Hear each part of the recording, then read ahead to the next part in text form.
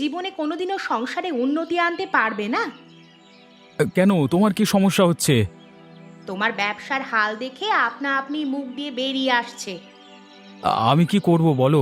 আমি তো সৎপথেই ব্যবসাটা করবার চেষ্টা করছি, দেখতে তো পাচ্ছ। সবই দেখতে পাচ্ছি, কিন্তু কি করব বলো, সংসারটা যে আমি এইভাবে টানতে পারছি না। আজ এই নেই তো কাল সেই নেই, পরশু ওটা নেই। মোটামুটি করে তো চলে যাচ্ছে বলো, এর থেকে বেশি আমার আর কি করবার থাকতে পারে? তবে দেখে শিখতে পারো না জগন্নাথের দোকানটা কেমন রমরমিয়ে চলছে? কারোর সঙ্গে কারোর তুলনা করবে না। কেন করব না? ওর দোকানে অত খদ্দের, অত লোকজন, আর তোমার দোকানে মাছি উঠছে কেন? ওটা আমার ভাগ্যের দোষ গো। সব সময় ভাগ্যের দোষ দিলেও হয় না, নিজেকেও কিছু বুদ্ধি খাটাতে হয়। বলতে কি চাইছো তুমি, আমার বুদ্ধি নেই? না, সেরকম কিছু বলতে চাইনি আমি। তুমি তো সেটাই বোঝাতে চাইছো। এক কাজ করো না, তুমিও যাও না, গিয়ে বসো দোকানে, দেখি তোমার কত দম। বাড়ির বউ গিয়ে দোকানে বসবে? তার বেলায় তখন বাড়ির বউ হয়ে গেল, তাই তো? নয়তো কি? ভালো কথা বলছি শোনো, তুমি একটু ব্যবসার দিকে মন দাও, দেখো কোনো বড় অর্ডার পাও নাকি। আমাকে কেউ দিতে চায় না গো।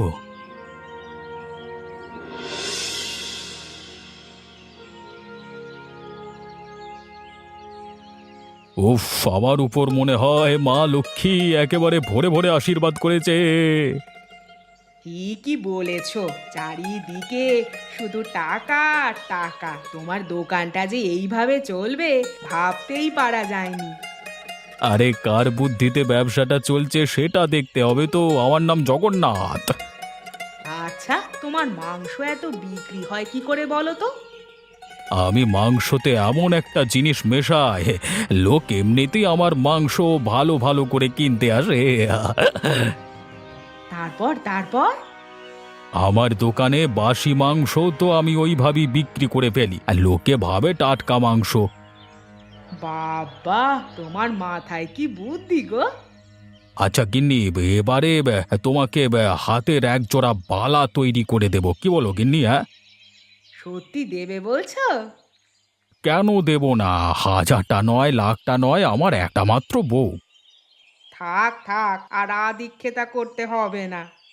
আচ্ছা আচ্ছা, শোনো, তোমাকে যে কথাগুলো বললাম, তুমি জানো সেই কথাগুলো কারোর সামনে মুখ ফসকে বলে ফেলো না। মানে তুমি আমাকে কি বলতে চাইছো, যে আমার পেট পাতলা? না গো না, আমি তোমাকে সেইভাবে কিছু বলতে চাইনি। আসলে গ্রামে শত্রুর অভাব নেই তো, তাই বলছি। কেউ কোত্থেকে কি সব জেনে যাবে, তখন তাহলে আমার ব্যবসাটা একবারই লাটে উঠে যাবে। না গো না, আমি এমন কিছুই করব না, আমার ওপর বিশ্বাস রাখো। ঠিক আছে ঠিক আছে, শান্তি পেলাম।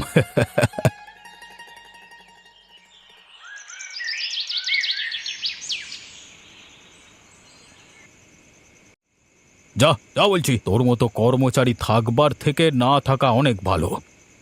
আমি বেরিয়ে গেলে কিন্তু আপনার পর্দা ফাঁস করে দেবো সারা গায়ে। আমি কিন্তু আপনার অনেক কর্মকাণ্ডের সাক্ষী। হ্যাঁ, সে তো জানি, কিন্তু তোকে আটকাবার জন্য আমি একাই যথেষ্ট।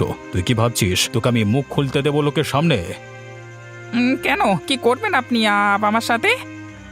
তোকে দরকার হলে এই পৃথিবী থেকে সরিয়ে দেব, কাক পক্ষীতেও টের পাবে না, কুচি কুচি করে কেটে মাংসের সাথে মিশিয়ে দেব।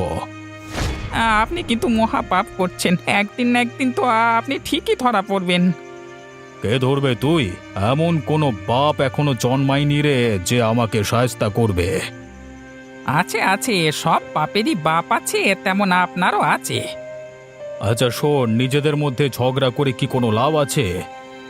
কেন, আপনি তো আমাকে তাড়িয়ে দিচ্ছিলেন, দিন না। না রে না। আচ্ছা শোন ভাই, এবার থেকে তোকে তোর মাইনে আর কিছু টাকা বাড়িয়ে দেব, ঠিক আছে? বেশ, তাহলে তো আর কোনো কথাই হবে না, আমিও আমার মুখটা বন্ধ রাখলাম। এখনকার মানুষ টাকা ছাড়া কিচ্ছু বোঝে না। অবশ্যই, কেন নয়। এই নে রাখ, যা এবার নিজের কাজে যা।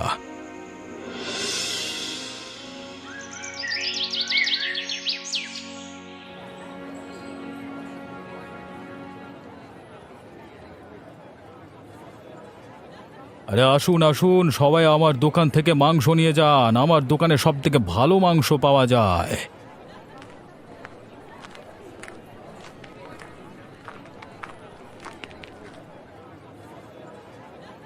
হচ্ছেটা কি জগন্নাথদা? এভাবে তুমি মাংস বিক্রি করছো? কই আমি তো এভাবে ডেকে ডেকে মাংস বিক্রি করছি না। তুমি কেন করছো? হ্যাঁ, সেই জন্য তো আমার কাছে যদিও বা দু একটা খদ্দের আসছে, তোমার ডাক বা চোটে তারাও তো তোমার কাছেই চলে যাচ্ছে। সেটা কি আমার দোষ নাকি? হ্যাঁ, আমি যেমন করে ইচ্ছে তেমন করেই মাংস বিক্রি করব। তোর কি তাতে? তুইও কর না দেখি আমার মতো মাংস বিক্রি, সেটা তোর মুরদে কোলাবে না। হ্যাঁ, দেখো জগন্নাথদা, খুব খারাপ হয়ে যাচ্ছে কিন্তু আমাকেও তো সংসার চালাতে হবে নাকি? তুমি এরকম করলে কি করে হবে? এই যা তো, ভাগ এখান থেকে। আমি কি করব না করব সেটা আমি নিশ্চয়ই তোকে বলবো বা জানিয়ে করব না। তুই তোর দোকানে যা, আমি আমার দোকান সামলাই। যা তো, যা এখান থেকে। দেখতে পাচ্ছিস তো কত লোক অপেক্ষা করছে। এর ফল কিন্তু ভালো হবে না। তুমি কি মাংস, কেমন মাংস, সেটা যদি আমি লোকের সামনে প্রমাণ করতে না পেরেছি না, আমার নাম অলোক নয়। যা যা, কেউ আমার কিচ্ছু করতে পারবে না।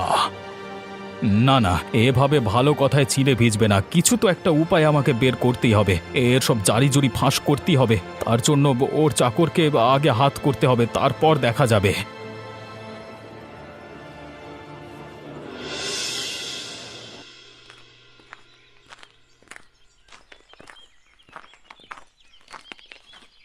কি গো দিদি, তোমাকে যে আর দেখাই যায় না।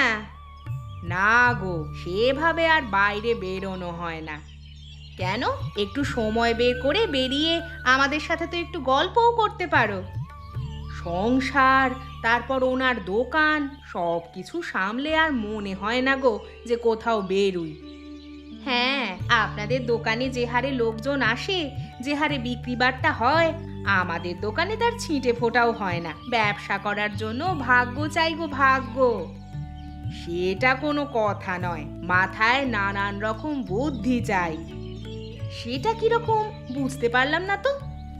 সেটা বলতে আমাদের উনি মাংসের মধ্যে এমন জিনিস মেশায় যাতে মাংসের স্বাদ এমনিতেই বেশি হয়। ওই জন্যই তো লোকে আমাদের দোকান থেকে মাংস নিয়ে যায়। তাই নাকি? তা কি মেশায়? সে নামটা আমি অত শত জানি না বাপু, উনি মেশায় এটুকুই জানি। আচ্ছা, তাহলে এই ব্যাপার। এই যা, তোমাকে যে সবই বলে ফেললাম। আমার উনি আমাকে বারবার করে বারণ করেছিলেন যাতে সব কথা পাঁচ কান না হয়। আমি তো মুখ ফসকে তোমাকে সব বলে ফেললাম।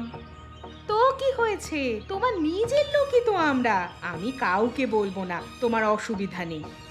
তাই করো ভাই, তুমি যেন এই কথা কাউকে আর বলো না। তোমাকে বিশ্বাস করে বলে ফেললাম সবই। না গো না, কাউকে বলবো না, তুমি নিশ্চিন্তে বাড়ি চলে যাও। আমার উনি যদি জানতে পারেন তাহলে আমাকে আর আস্ত রাখবে না, মেরেই ফেলবে একেবারে। নিজের লোক হয়ে কেউ নিজের লোকের ক্ষতি করতে পারে বলো? তুমি সম্পূর্ণ আমার উপর বিশ্বাস রেখে যেতে পারো।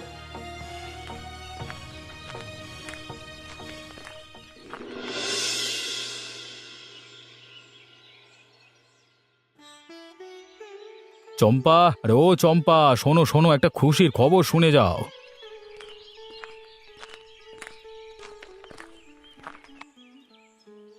বলো বলো, ওটার জন্যই তো এতদিন অপেক্ষা করছিলাম। আমি একটা বড় বিয়ে বাড়িতে মাংসের অর্ডার পেয়েছি গো। বলো কি, এ তো দারুণ সুখবর। অবশ্যই একটা সুখবর। এবার আমি কত টাকা রোজগার করব সেটা শুধু অলোক দেখবে। হ্যাঁ, সেই দেখা ছাড়া আর ওদের কোনো কাজ থাকবে না। হ্যাঁ, এবারে আমার খেল দেখতে হবে। কি করবে তুমি? কেন জানো না? আরে ওই তো মাংসের মধ্যে ওষুধটা মেশাতে হবে তাই। দেখো বাপু, কোনো বিপদে যেন না পড়ো। যা করবে সাবধানে করবে। হ্যাঁ গো, হ্যাঁ ঠিক করব। আচ্ছা, তুমি যে অত মাংসে ওষুধ মেশাবে, লোকেরা যদি অসুস্থ হয়ে পড়ে তাহলে তো সব দোষ তোমার ঘাড়েই এসে পড়বে। না না, তখন আমি সব দোষ ওই অলোকের ঘাড়ে দিয়ে দেব, বলবো ও শত্রুতা করে এসব করেছে। আমার না খুব ভয় করছে, মন বলছে কিছু একটা বিপদ ঘটতে চলেছে। তোমার মন আজকাল অনেক কিছুই বলছে। যাও তো এখান থেকে, যাও। মাথা গরম করিও না, আমাকে আমার কাজ করতে দাও দেখি যত সব। জানো তো, আমি শ্যামাকে সব কথা মুখ ফসকে বলে ফেলেছি। কি হলো, আবার দাঁড়িয়ে পড়লে যে? কিছু একটা বলছিলে মনে হলো। উফ, মনে হচ্ছে শুনতে পাইনি। যাক বাবা, বেঁচে গেলাম। শুনতে পেলে মনে হয় ধর থেকে মুন্ডু একেবারে আলাদা করে দিত।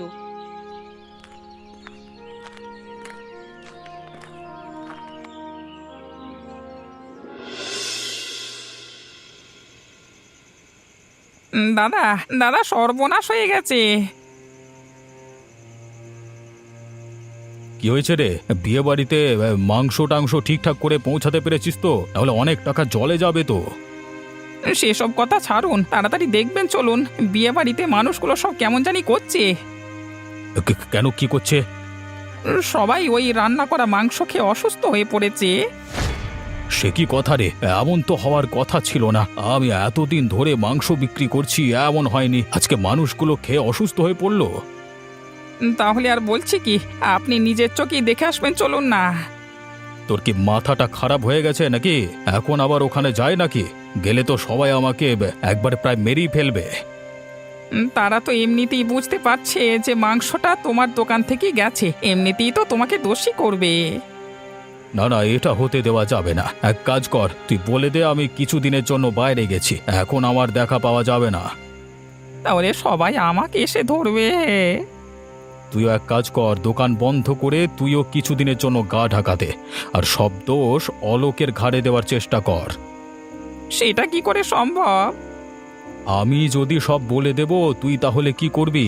যা করবি সাবধানে আড়াল থেকে করবি, লোক যেন টের না পায়।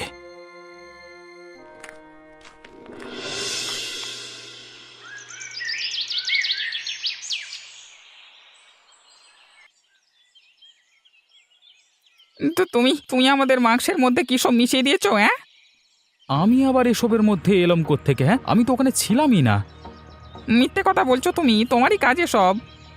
দেখো নবীন, মুখ সামলে কথা বলো। তোমরা নিজেরা দোষ করে এখন সেই দোষ ঢাকতে আমার উপর দোষ চাপাচ্ছ। তোমার তোমার আমাদের দাদাদের দোকানের উপর হিংসে হতো না? তুমি চাইতে না যে তোমার দোকানও এরকম বিক্রি হোক? হ্যাঁ, চাইতাম তো। ব্যাস, তাহলে এ থেকেই তো প্রমাণ হয়ে যায় যে তুমি নিজের ব্যক্তিগত রাগ আর হিংসে থেকে দাদার উপর মিথ্যে বদনাম দেওয়ার জন্য এসব করেছো। এর থেকে কিচ্ছু প্রমাণ হয় না, তোমরা কিচ্ছু প্রমাণ করতে পারবে না। আমি এসব কিচ্ছু করিনি, যা করবার তোমরাই করেছো। আবার আবার সেই মিথ্যে কথা? ডাকবো লোকজন, এখনই মারধর করলে তবে তোমার মুখ থেকে সত্যি কথা বেরোবে। দেখো নবীন, এবার তুমি কিন্তু তোমার মাত্রা ছাড়িয়ে যাচ্ছ।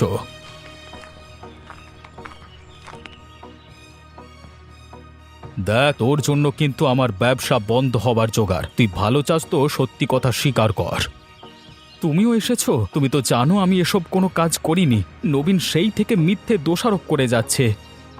আমিও নবীনের সাথে একমত। কি প্রমাণ আছে যে তুই রাগ থেকে এ কাজ করিসনি? দেখো, আমার সাথে লাগতে এসো না, আমি ঠিক প্রমাণ করেই ছাড়বো যে আমি এ কাজ করিনি। কিচ্ছু প্রমাণ করতে পারবি না, উল্টে তুই নিজেই ফেঁসে যাবি। দেখ, তোর জন্য আজকে কত মানুষ অসুস্থ হয়ে পড়েছে। ঠিক আছে, তাই তো তাই, যাও তো, এর শেষ আমি দেখে তবে ছাড়বো। আজ যা যা, দেখি তোর কত দম।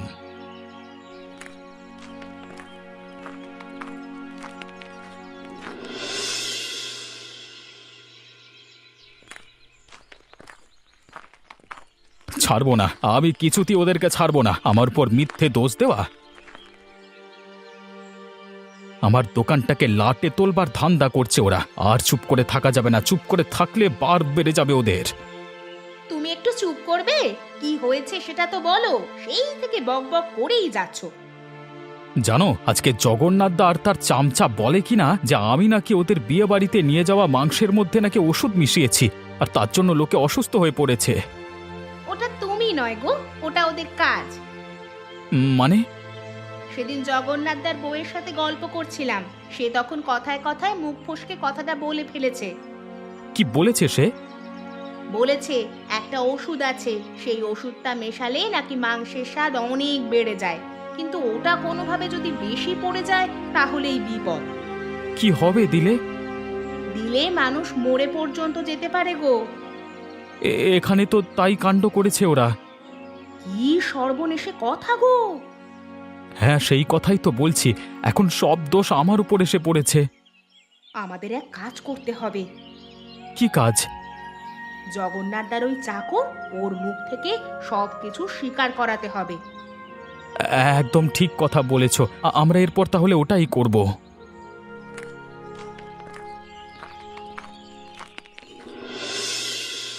চলো চলো তাড়াতাড়ি যাই, গিয়ে নবীনকে ধরা যাক।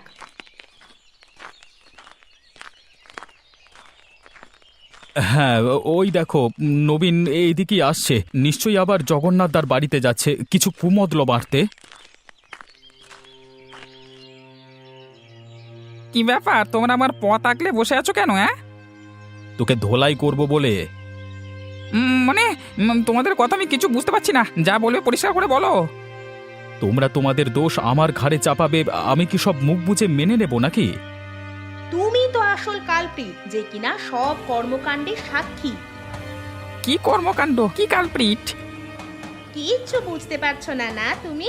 দেখো, ভালোয় ভালোয় চাও তো সব কিছু স্বীকার করো। না হলে কি করবে? কি করব দেখবি এখনই? দেখতে তো চাই, দেখাও কি করবে। এখানে মেরে ফেলে দেব, বল বলছি তাড়াতাড়ি। আমি এসব ব্যাপারে কিচ্ছু জানি না, আমি এসবের মধ্যে নাই, যা জানে সবই জগন্নাথ দা। তুই জানিস না এমন কোনো কথা হলো? তুই এতদিন ওর কাছে কাজ করছিস আর কিচ্ছু জানিস না, এটা আমাদেরকে বিশ্বাস করতে হবে? বিশ্বাস করলে করো, না করলে করতে হবে না, যা আমার কিছু যায় আসে না তাতে। আমি কিচ্ছু জানি না, ব্যাস এটাই সত্যি। এভাবে হবে না বুঝলে, এ এত সহজে মুখ খুলবে না, অন্য কোনো দিন আবার চেপে ধরা যাবে। আর ছেড়ে দাও। তাই করি, আজকে ওকে যেতে দিই। কি বিড়বিড় করছে নিজেদের মধ্যে? কিছু না, তুই এখন আসতে পারিস।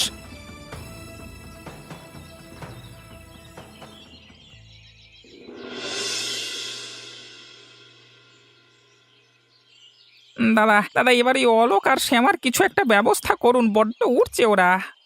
হ্যাঁ, সে তো ডানা ছাঁটতেই হবে, তবে ওদের না অন্য কারোর সেটা ভেবে দেখতে হবে। মানে বুঝলাম না, পরিষ্কার করে বলো। তোকে ওরা রাস্তায় ধরে কি সব জিজ্ঞাসা করেছিল? জিজ্ঞেস করেছিল যে এর পেছনে কার হাত আছে। তুই নিশ্চয়ই বলে দিয়েছিস যে এসবের মধ্যে আমি আছি। না মানে হ্যাঁ, আমি আমি আমি সরাসরি কিছু বলিনি, তবে বললাম আমার সব কিছু তুমি জানো।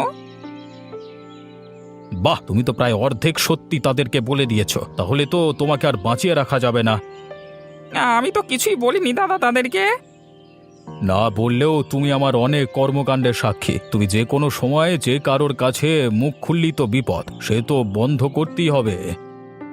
দাদা আমি কিচ্ছু করিনি দাদা, আমাকে মারবেন না, বিনা দোষে আমাকে কেন মারবেন? না না, তোমাকে আমি আর রাখবো না, আর তোমার কোনো কথাও শুনবো না, তোমাকে মরতেই হবে। বাঁচাও! উফ, একটা পথের কাঁটা সরে গেল। নিজে নামতে নামতে মানুষটা আজ এত নিচে নেমে গেছে যে মানুষ মারতে তার হাত পর্যন্ত কাঁপলো না। সব কথা শ্যামা আর আলোককে জানাতে হবে। কি ব্যাপার গো, নবীনকে আর কিছু জিজ্ঞেস করলে না যে? হ্যাঁ করব, কিন্তু কিন্তু কি, নিজের ওপর মিথ্যে বদনাম কি ঘোচাবার ইচ্ছা নেই? সব ইচ্ছেই আছে, তবে নবীনকে কিছুদিন ধরে দেখা পাচ্ছি না। দেখতে পাচ্ছ না, ওর দিনের পর দিন করে যাওয়া কুকর্মকে প্রশ্রয় দিয়ে গেছি। তুমি কি করবে বলো? তুমি কি জানতে ও অপরাধ করতে করতে এত বড় অপরাধী হয়ে যাবে? সেই দিন শ্যামার সামনে আমি ও সব সত্যি কথা প্রায় বলে ফেলেছিলাম, কিন্তু আবার চুপও করে গিয়েছিলাম।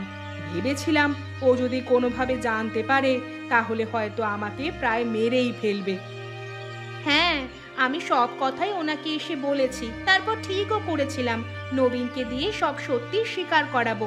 কিন্তু ভাগ্যের পরিহাস, ওকে ওর যোগ্য শাস্তি জগন্নাথদা নিজেই দিয়ে দিল। কিন্তু এবার জগন্নাথদার শাস্তির ব্যবস্থা করতে হবে। হ্যাঁ নিশ্চয়ই, ওকে শাস্তি পেতেই হবে। আমি তোমাদের পাশে আছি। যে আজ এতগুলো মানুষের মৃত্যুর কারণ, তাকে তো আজ নিজেই মরতে হবে। আপনি বলছেন এ কথা? হ্যাঁ আমি বলছি, আমি তোমাদের পাশে আছি, তোমরা যা করবে করো।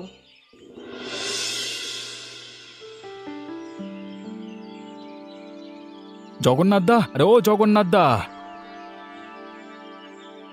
কে? অলোকের গলা লাগছে না।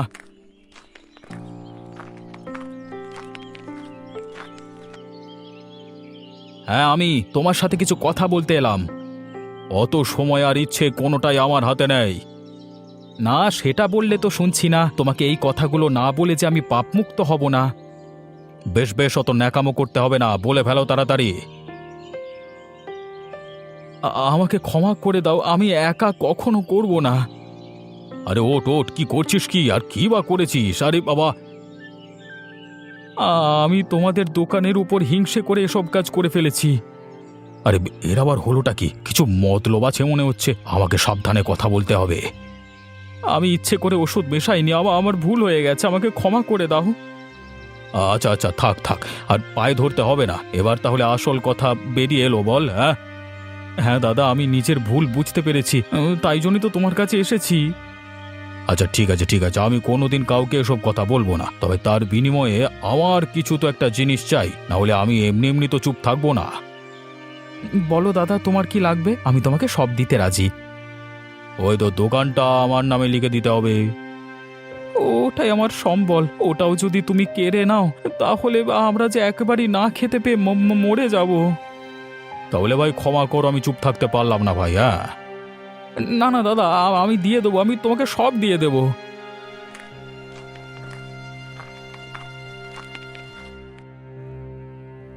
কেউ কাউকে কিচ্ছু দেবে না। তুমি তুমি এখানে কি করছো, মানে আমাদের দুজনের কথার মাঝে? এবার না চুপ করলে, না থামালে তুমি যে থামবে না। এখানে আমি কি করলাম? ও অলোক তো নিজে থেকে ওর দোকানটা আমার নামে করে দিচ্ছে। কত দয়ার শরীর অলোকের, মানে আর কত অন্যায় করবে তুমি? এবার তো থামো। নবীনকেও তো পৃথিবী থেকে সরিয়ে দিলে। একদম নয়। আমি নিজে দেখেছি তুমি তাকে কিভাবে মেরেছো। তাহলে তো তোমাদের কাউকে বাঁচিয়ে রাখা যাবে না, সবাইকে এখানে আজকে পুঁতে ফেলবো।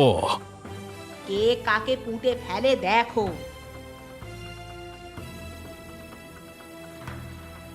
বল, বলছি সত্যি কথা বল, সব স্বীকার কর নিজের মুখে। কিছুতেই না, কিছুতেই না। তবে দেবো ফাঁস লাগিয়ে। না না, সব বলছি সব বলছি। আমি আবার দোকানের খদ্দের বাড়ানোর জন্য, মাংসের স্বাদ বাড়ানোর জন্য ওষুধ মেশাতাম, কিন্তু সেই ওষুধ কোনোভাবে বেশি পড়ে যাওয়ায় বিয়ে বাড়ির অর্ধেক লোক সেটা খেয়ে মারা যায়। নবীনকে কে খুন করেছে?